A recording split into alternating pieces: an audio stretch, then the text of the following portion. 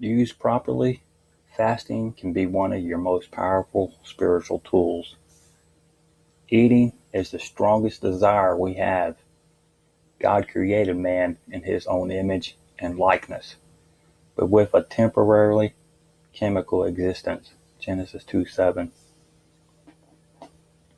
That brief existence is sustained by blood, breath, and constant refueling through food and water.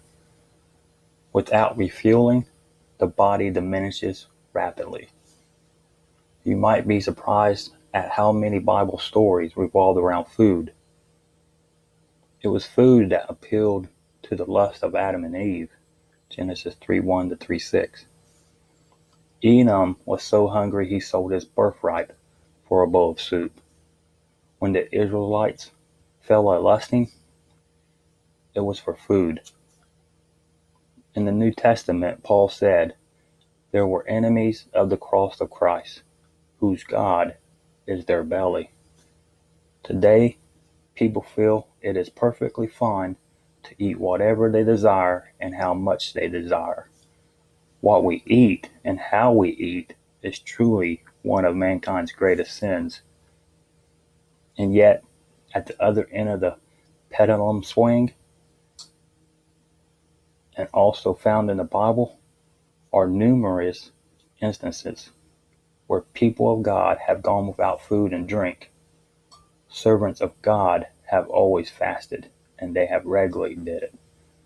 Moses fasted for 40 days when he went up the mount to receive the 10 Commandments on tables of stone, Deuteronomy 9:7 to 9:9. Elijah, filled with so much remorse that he wanted to die, fasted for 40 days and was rejuvenated spiritually. 1 Kings 19:4 to 19:8.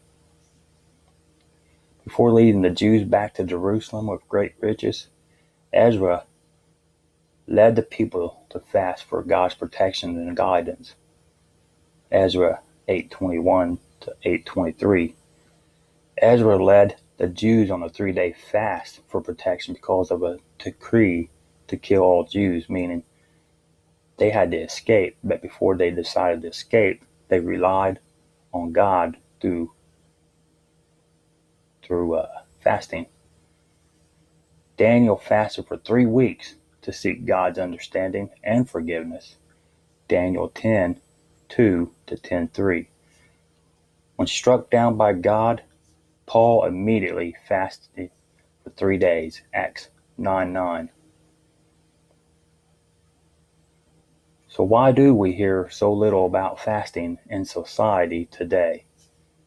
You might occasionally hear of religious people who say they fast, but usually that means going without certain foods for a period of time. The mainstream media might occasionally report on a fast, but that usually involves a radical protester who fasts to receive attention or for political activism.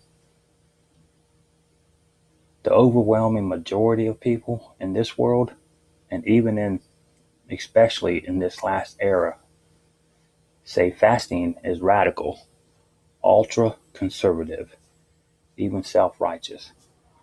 So what does God say on this subject? What is the purpose of fasting for Christians today? How do we fast?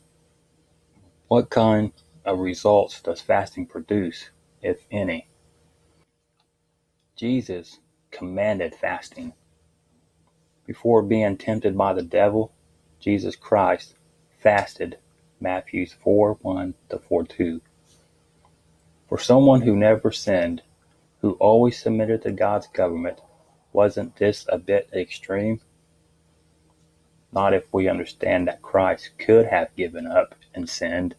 Jesus Christ knew he had to be close to God in order to overcome the devil. Plus, he set an example for all of us. And when the tempter came to him, he said, "If you be the Son of God, command that these stones be made bread." Verse 3. Notice Satan's first temptation, it revolved around food. Christ's physical strength was almost gone, but spiritually he was stronger than ever. Catch the balance there? But he answered and said, It is written, Man shall not live by bread alone, but by every word that proceedeth out of the mouth of God. Verse 4. We see that with God, there is something far more important than the physical food we eat to sustain human life. More on this later. Christ was the victor of this titanic battle for world dominance. And like Christ, we also must overcome Satan if we are to be used within the government of God when Christ returns. To overcome, we must follow in Christ's footsteps. He fasted to draw closer to God for divine strength, so must we.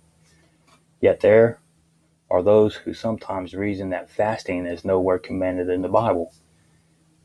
Even some commentaries insist that Christ himself never appointed a fast. Scholars fail to realize that it was actually Christ who appointed the Day of Atonement as a day of fasting. Leviticus 23:27.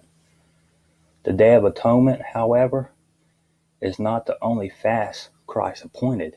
In Matthew 6:7, Jesus said that when you pray, what follows is a prayer outline after which ye are to pattern our prayers, because without prayer we will not make it spiritually. In verse 16, Jesus said, when you fast, this means there are times, in addition to the Day of Atonement, when Christians should fast.